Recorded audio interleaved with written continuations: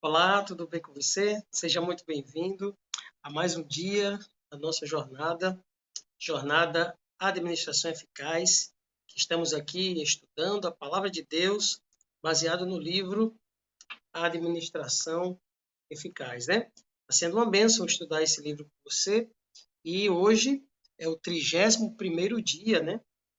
Estamos aí numa jornada de 40, estamos pertinho de terminar, e está sendo uma bênção, né? Louvado seja o nome de Deus, porque você tem permanecido fiel a essa jornada, tem acessado o link, tem curtido, tem participado aí desse movimento, né? Quero lembrá-los, mais uma vez, de que se você é inscrito no nosso canal, se você ainda não é inscrito no nosso canal, se inscreve, ativa o sino das notificações, tá? E deixe o seu like, né? Deixe o seu like, porque o like ele é importante para o engajamento do canal e assim você possa ajudar, contribuir para que esse canal cresça e que esse vídeo chegue a mais pessoas, né? Também compartilhe o vídeo com quem você puder, aí o link que você recebeu, compartilhe com quem você puder, porque esses assuntos que estamos estudando aqui são assuntos importantíssimos, né, para nosso crescimento espiritual, tá bom? Muito bem, quero lembrá-los também de que na descrição do nosso vídeo aqui embaixo tem os nossos 3 links para você acessar, baixar o aplicativo 7Me, para você entrar no grupo de oração e o terceiro link para você baixar o livro, né, adquirir o livro aí de forma gratuita, PDF para você ler aí no seu computador, no seu celular, no seu tablet, no seu smartphone aí, tá bom? Muito bem, o tema de hoje é o tema, deixa eu ver aqui para você aqui. O tema de hoje é o evitar as dívidas institucionais, né? E dívidas que são adquiridas por causa através das nossas instituições, né? Vai ser muito importante a gente saber como lidar com isso, né? E como evitar aí você que de repente trabalha na instituição da igreja, na escola, no sanatório, né, que é um hospital, ou até mesmo na igreja local, aí você que é líder de igreja, que administra os recursos da igreja local, né? Então, tudo, embora você não seja funcionário, mas você, que é líder, administra os recursos em algum departamento, né? Então, isso é muito importante aí, esse tema, tá bom? Muito bem, vamos orar? Feche seus olhos e vamos falar com Deus. Querido Senhor, muito obrigado por tua graça, bondade e amor. Nesse momento, estamos aqui reunidos para adorar o Senhor, estudando a tua palavra. Que as instruções que vamos receber nesse momento nos ajude a crescer no Espírito e na graça do Senhor. Fica conosco, nós te bendizemos, abençoa o teu povo, oramos em nome de Jesus. Amém. Muito bem, deixa eu só aumentar aqui. Isso, maravilha. Então tá aí, dívidas, como evitar dívidas institucionais, né? Então tá aí, vamos ver o que é que Deus tem para nos ensinar com esse tema extremamente importante, né? Vamos lá. Então tá aí, né, o título, Evitar dívidas institucionais. Quero iniciar com o texto de 1 Timóteo, capítulo 6, versículo de 6 a 8, diz assim, capítulo 6, versículo de 6 a 8, que diz: De fato, a piedade com contentamento é grande fonte de lucro, pois nada trouxemos para este mundo e dele nada podemos levar. Por isso, tendo com o que comer e com o que vestir, estejamos com isso satisfeitos. Veja que interessante esse texto, né? Esse texto, ele fala um pouco sobre a questão da avareza, porque é o seguinte, o título desse tema de hoje, né, do título de hoje é Evitando Dívidas Institucionais. De certa forma, nós precisamos estar contentes, ou, aliás, satisfeitos com aquilo que já alcançamos. É óbvio que esse texto não está falando de que nós devemos parar de crescer. Esse texto não está falando disso. Mas em estar satisfeito com aquilo que conquistamos, ser agradecidos com aquilo que alcançamos, né? Quer dizer, a piedade com contentamento é grande fonte de lucro. Em outras palavras, Ellen White está nos ensinando que tudo que a gente recebeu das mãos de Deus, que almejamos, aliás, que alcançamos, né, tem que nos trazer um sentimento de satisfação, ok? Isso não quer dizer que a gente não deva crescer. Agora, o nosso crescimento ele não pode ser desenfreado, louco, sem planejamento, sem equilíbrio, sem de forma assim desordenada a ponto de perdermos o controle e entrarmos em dívida. Né? Esse texto, eu estou refletindo nisso, ou seja, nós conquistamos até aqui. Estamos satisfeitos com isso? Estamos, óbvio. Tem que haver sentimento de satisfação com tudo aquilo que Deus já nos concedeu. Óbvio que devemos continuar crescendo, mas crescendo de forma equilibrada, de forma progressiva, de forma saudável, e não um crescimento que vai nos deixar adoecidos, enfraquecidos e endividados. Beleza? Sobre isso aí. Então ela começa esse capítulo dizendo assim: Deus não quer que sua obra esteja continuamente embaraçada com dívidas. É óbvio que na administração de uma instituição, né, uma escola, um hospital, precisa de investimentos. E nem sempre esses investimentos, nem sempre esses investimentos são, vamos dizer assim, estão disponíveis. Então, uma vez ou outra, instituições estão tomando empréstimos para executar uma expansão e tudo mais. Só que ela está dizendo que isso não pode ser um contínuo aí, que a obra não esteja continuamente embaraçada com dívidas. Quando parece desejável aumentar os edifícios ou outras facilidades de uma instituição, cuidai para não irdes além dos recursos que tendes. Em outras palavras, ela está dizendo que é melhor ter os recursos antes do que fazer dívidas. Ou seja, faz a reforma, quer aumentar os edifícios, quer ter outras facilidades naquela instituição, um melhoramento, né, das atividades ou da própria condição do prédio para oferecer um melhor serviço, faça isso de acordo com os recursos que já se tem e não fazer dívidas para isso. É melhor adiardes os melhoramentos até que a providência abra o caminho para que estes sejam feitos, sem que tenhas de contrair pesadas dívidas e pagar juros, beleza? Então é prudente não fazer dívidas, mesmo que seja para melhorar aí as condições das nossas instituições, né? Dê-se o devido valor às publicações, que, se você for ler o capítulo, ela está falando agora das nossas casas editoras, né? Das casas publicadoras, aquelas empresas que a igreja tem, que publicam, né? Que produzem e publicam os livros, ela diz. Desse devido valor às publicações, e então estude todos os que estão em nossas casas publicadoras, como economizar de toda maneira possível, mesmo que haja, assim, consideráveis inconvenientes. A falta de economia certamente trará dívida às nossas instituições. A economia não é avareza. Então, ela está falando das nossas casas publicadoras para que, de alguma forma, se evite dívidas ou desperdício, né? Ou seja, ela está falando de economia, deve-se economizar de toda maneira possível, até porque muito papel, erros de impressão, isso tudo deve ser, de certa forma, trabalhado para evitar. Me imagina aí que as prensas, antigamente eram prensas manuais, né, na época de Ellen White, mas, então, por exemplo, você colocar, não sei quantos já viram prensa manual, depois você dá uma pesquisada no Google, impressoras manuais do século XIX. Então, se colocava as letras eram uns tabletezinhos de ferro, que se colocava letra por letra, assim, ia colocando letra por letra, letra por letra, letra por letra, juntava todo aquele texto numa página e depois botava a tinta, melava com a tinta, né, como se fosse um carimbo, colocava o papel em cima, depois puxava a prensa. A prensa tinha um equipamento que prensava o papel naqueles bloquinhos de letras e ela imprimia. Então, era muito trabalhoso, páginas e páginas e páginas. E aí imagina se, de repente, alguém de forma descuidada, errasse uma palavra ali, né? Errasse uma palavra. Então, e não percebesse, só percebesse depois que 10, 15, 20, 30 folhas foi impressa. Teria que voltar tudo de novo, fazer. Então, é um desperdício de material, prejuízos eram tomados.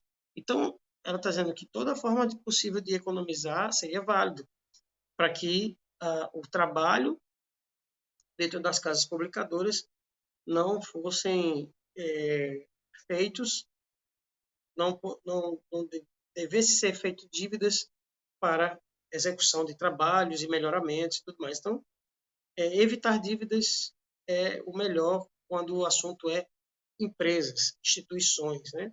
Porque o volume de recursos são muito altos, porque as empresas elas têm demandas muito grandes para atender os clientes, para atender, né, por exemplo, os hospitais que vão atender pacientes. Tudo, qualquer dívida contraída dentro de uma instituição são grandes volumes. Então, é prudente que se evite esse tipo de dívida, né? Todo homem ou mulher empregado na casa publicadora deve ser fiel sentinela, cuidando de que nada se perca. Tá vendo aí? Algumas pessoas podem dirigir com muito menos capital do que outras.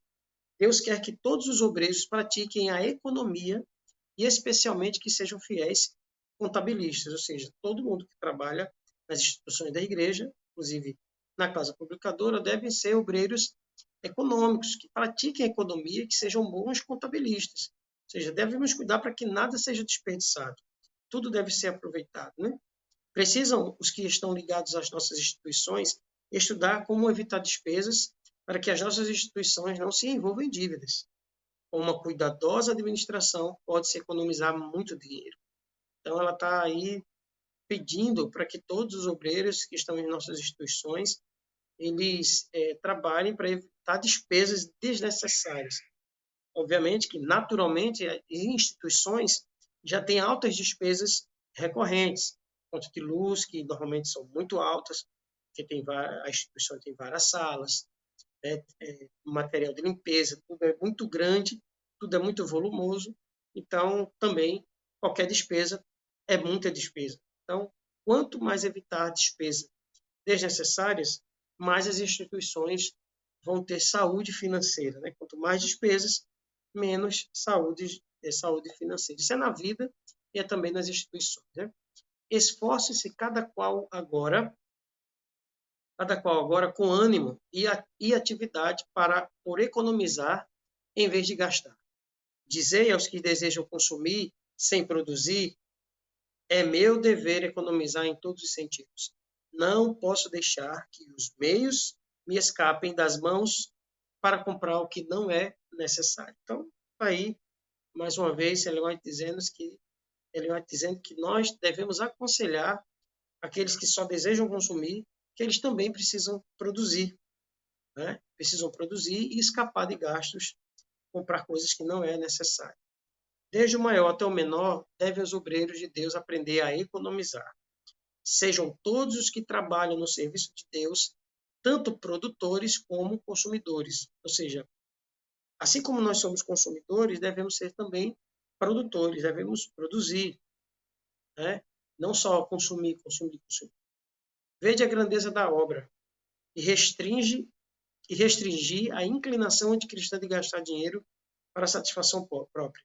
Avaliar o custo daquilo que desejaste comprar. Está falando aqui dentro do assunto da administração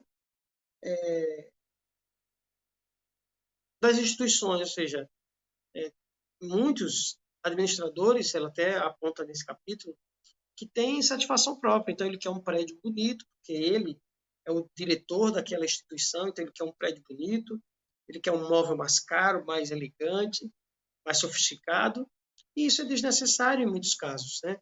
Então, ela está dizendo que não se deve-se restringir esse desejo de gastar dinheiro, né? E devemos avaliar tudo que se deseja comprar para a nossa instituição. Deve ser bom e barato. Não pode ser, não, porque também tem aqueles que são doentes por economia desnecessária, se avareza, né? Ou seja, não vai comprar, por exemplo, ali para um sofá ou um assento de qualidade porque ele é tão avarento que ele não pode investir em algo de qualidade. Ele quer o pior dos piores, que é para quanto economizar melhor, sim, mas temos que ver custo-benefício. Quando a gente fala de economia, quando também a Ellen White fala de economia, ela está falando de custo-benefício. Então, se eu tenho algo bom num preço mais justo e tenho um outro melhor, né, mas que o preço é muito mais caro do que o outro que é mais barato e a qualidade é muito parecida, o bom e mais barato é melhor para atender a necessidade. Por quê?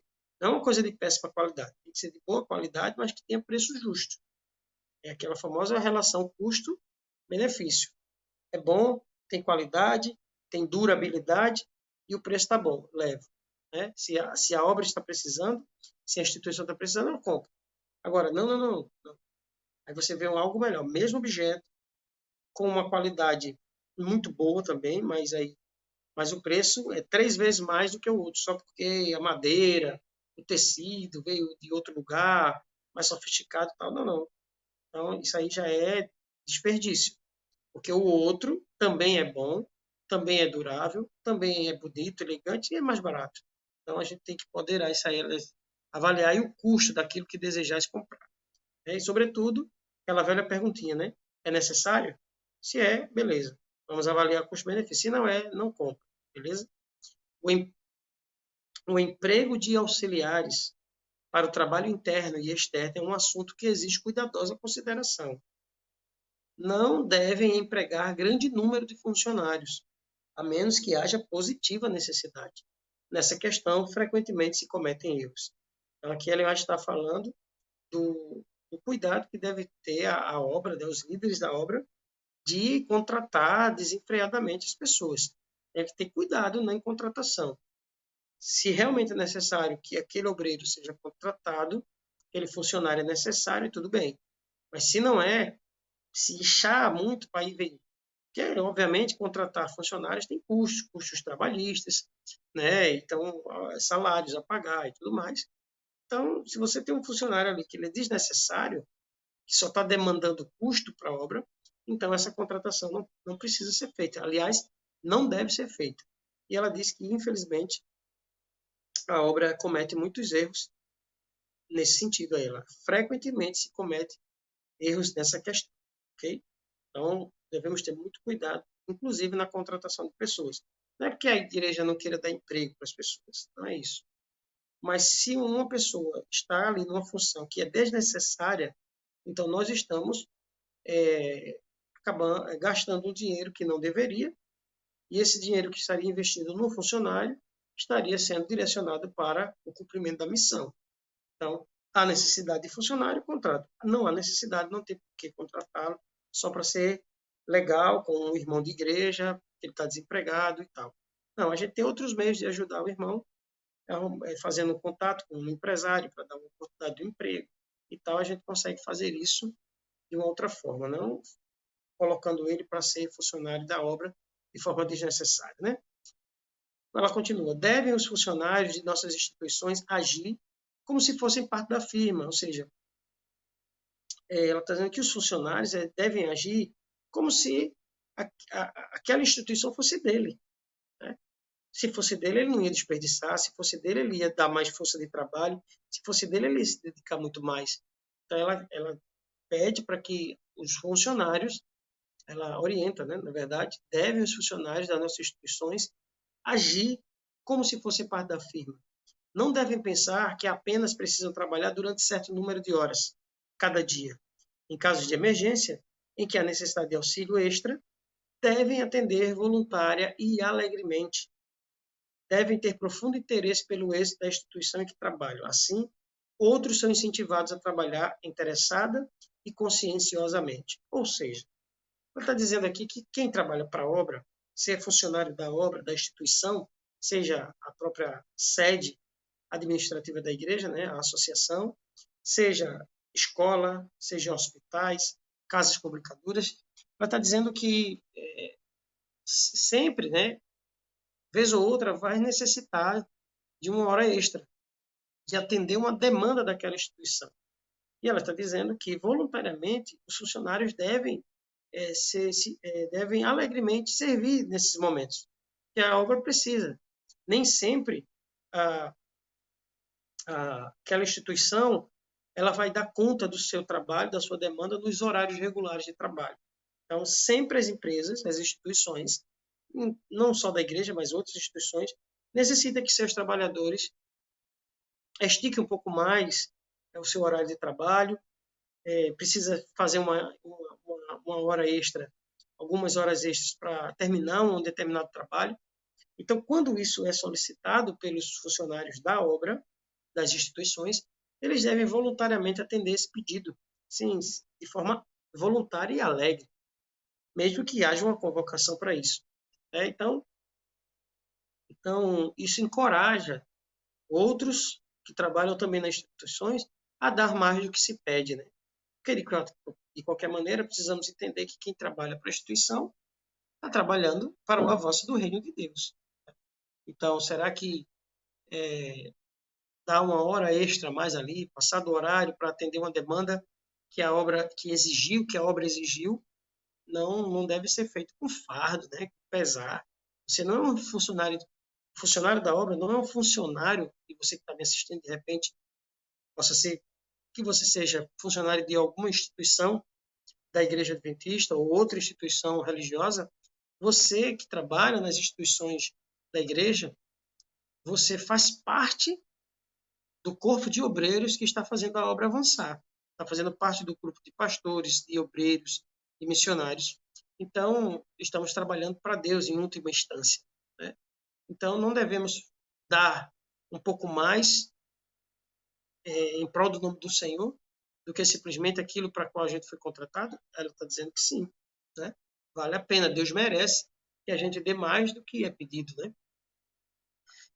Agora, falando um pouquinho das escolas e tal, ela diz assim: devem os educadores aprender a fazer economia e ensiná-los aos seus auxiliares.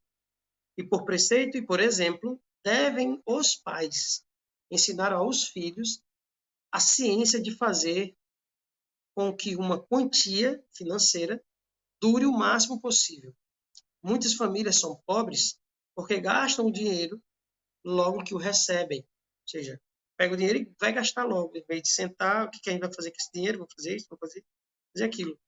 Então, isso acontece também dentro das instituições, ela está colocando que professores, educadores, no caso, e os próprios pais devem ensinar formas de como o dinheiro pode durar mais, em vez de estar durando menos, né? Que é gastando, gastando, gastando. Aí, acabou repetindo aqui, mas é a parte final aí, deixa eu ver aqui. Parte final. Peraí. E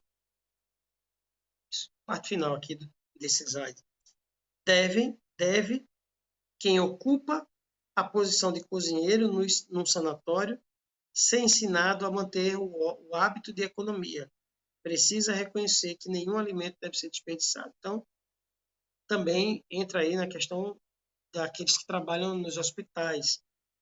O máximo de material, o máximo de despesa deve ser diminuída. Tudo deve ser reaproveitado, né? Ou seja, deve-se evitar desperdício, né? Precisa reconhecer que nenhum alimento deve ser desperdiçado. Então, em vez de fazer uma grande quantidade de comida, o cozinheiro deve ter habilidade ali para saber a quantidade, mais ou menos, que cada pessoa consome, para ele fazer uma provisão de alimento dentro dos hospitais que não fique desperdício, né? Sobretudo no tempo de hoje, né? Que existem leis que proíbem que o excedente do alimento seja entregue para os pobres, por exemplo. Na época de Ellen White isso era possível. Hoje não é mais. Pelo menos aqui no Brasil não é.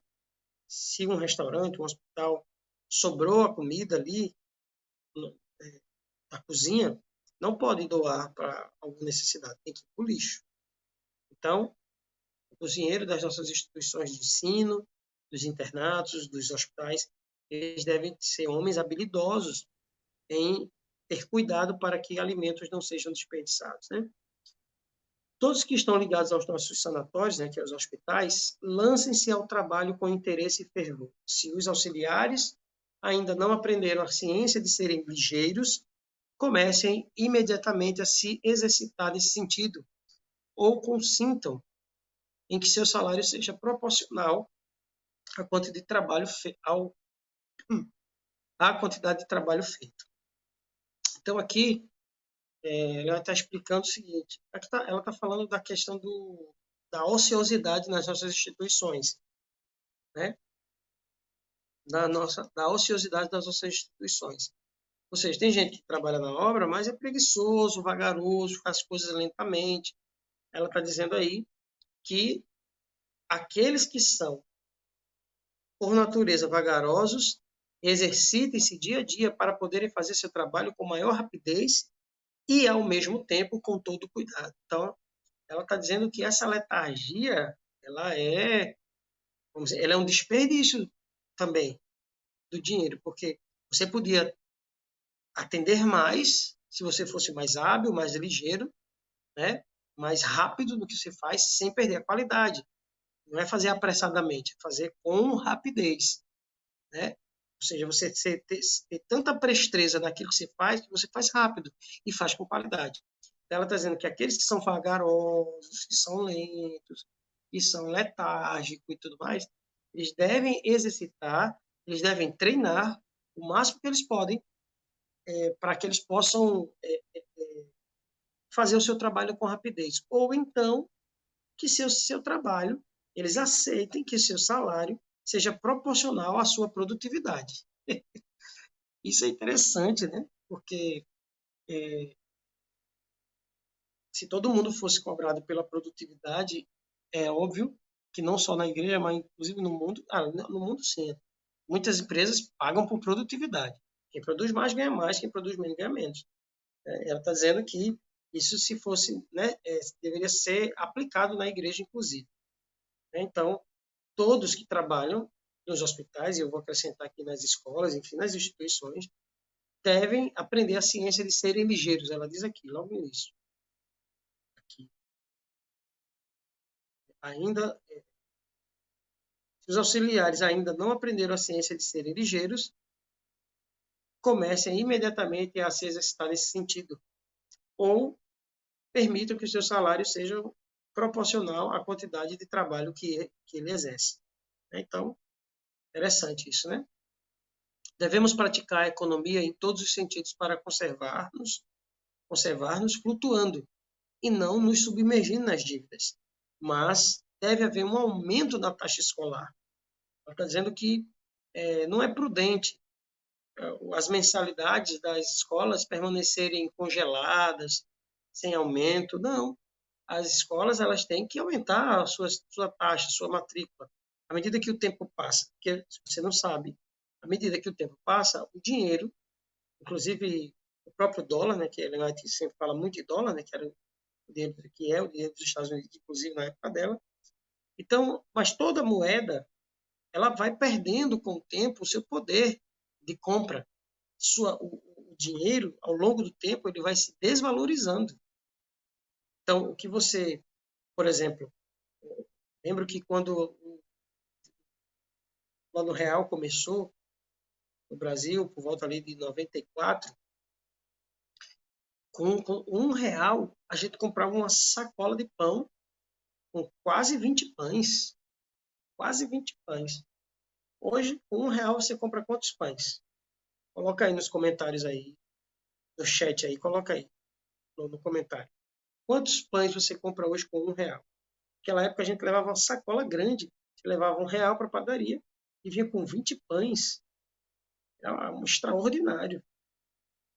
Hoje você coloca R$ 1 na padaria, se você vem com 2 pães ou 3, são muito, porque o pão é um pão menorzinho. Mas normalmente ali vem 2 pães por R$ 1. Então, tanto que em algumas padarias que eu compro pão, ela diz assim, o senhor não quer botar 2 não, para levar tantos? Porque, inclusive, é difícil, né, você dar R$ 1 de troco, muitas vezes.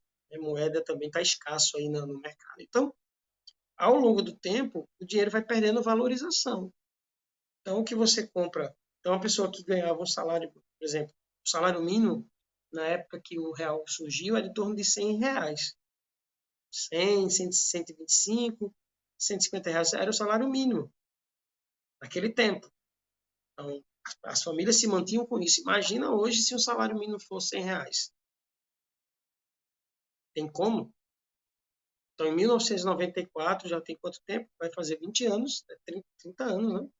24, 94,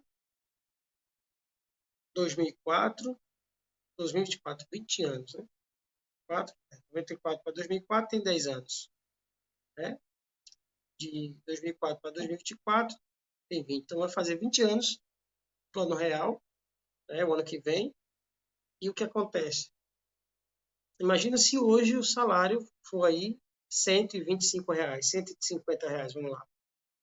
Daria para fazer o quê com R$ 150? Uma família ganhando isso por mês. Tem condições?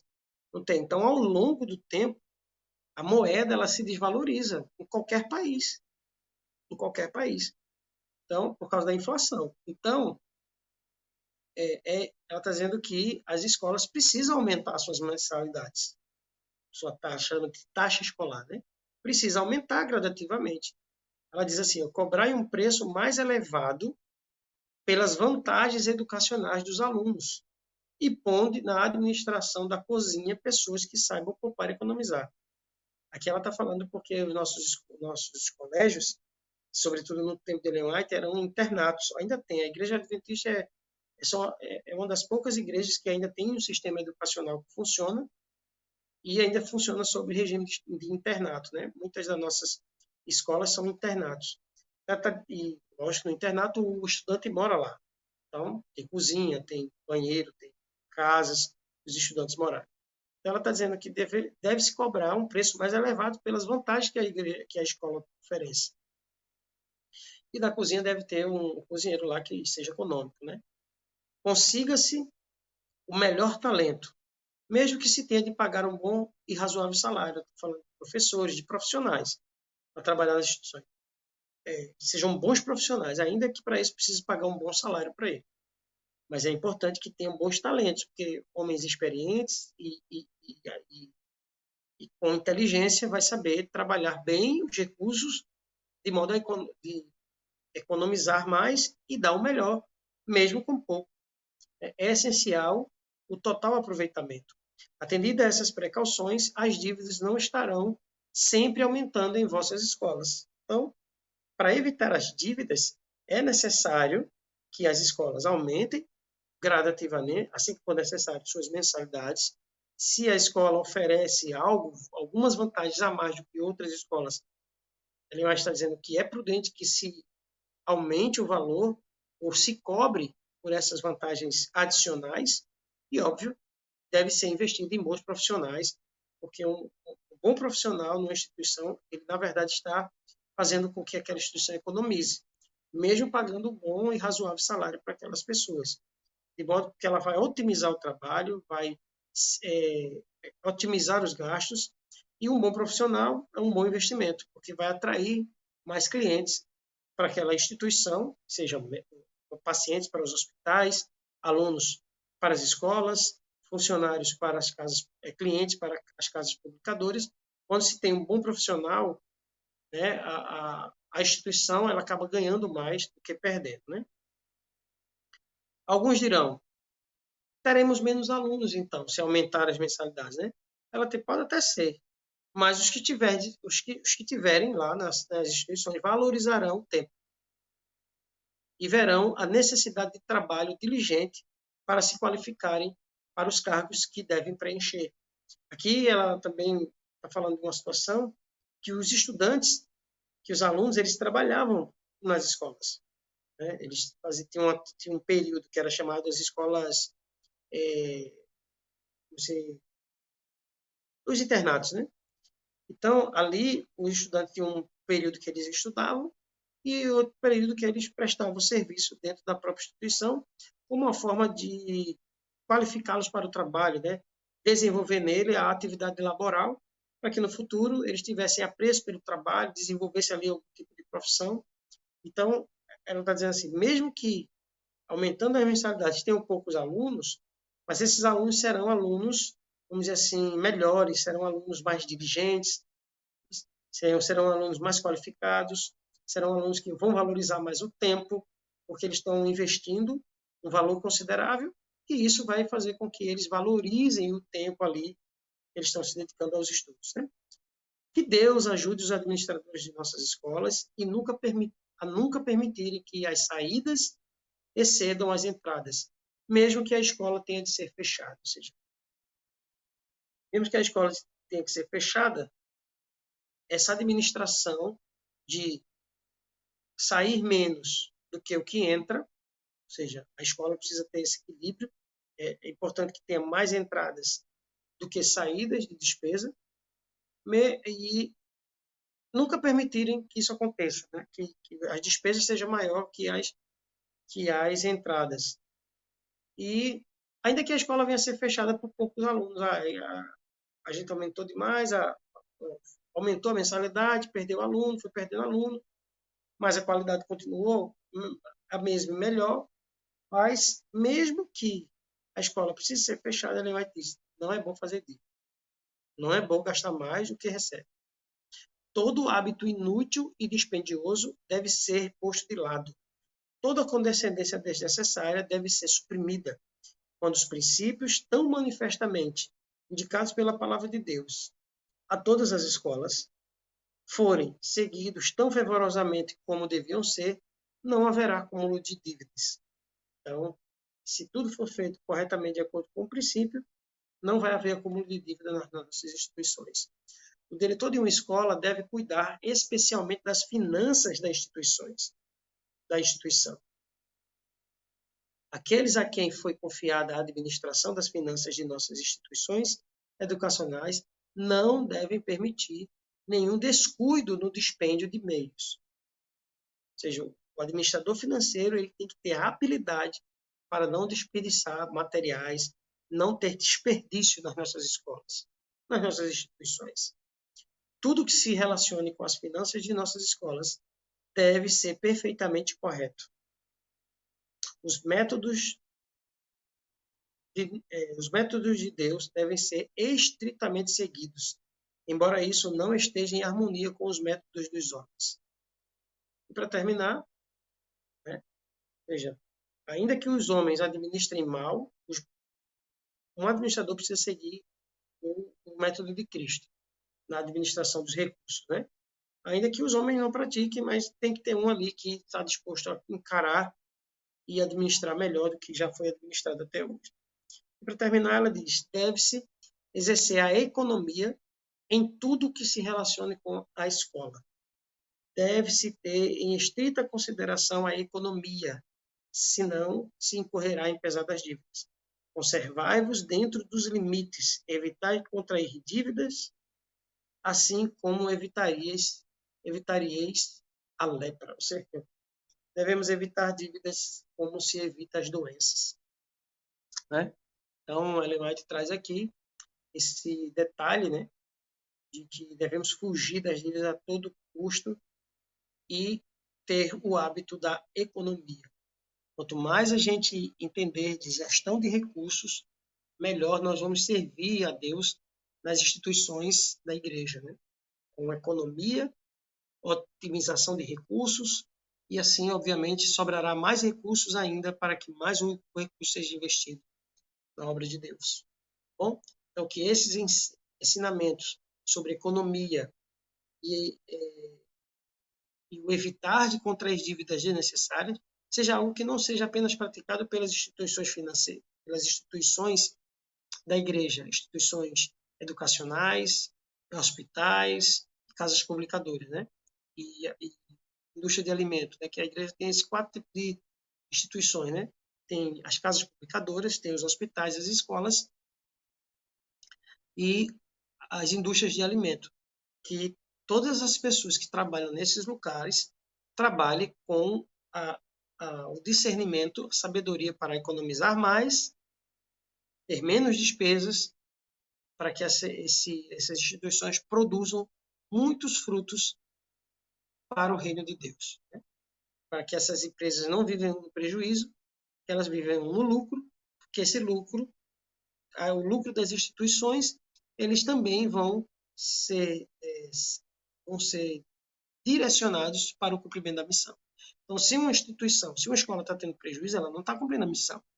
Mas se a escola está tendo lucro, parte desses lucros, além de reinvestir na própria instituição, para que ela continue bem financeiramente e sempre crescendo, mas uma parte desse recurso também vai para a missão, para o cumprimento da missão. Então, instituição que dá lucro, ela fecha e não cumpre a missão. E as nossas instituições, né, como eu vi uma vez uma pregação, nossas instituições são igrejas disfarçadas, né?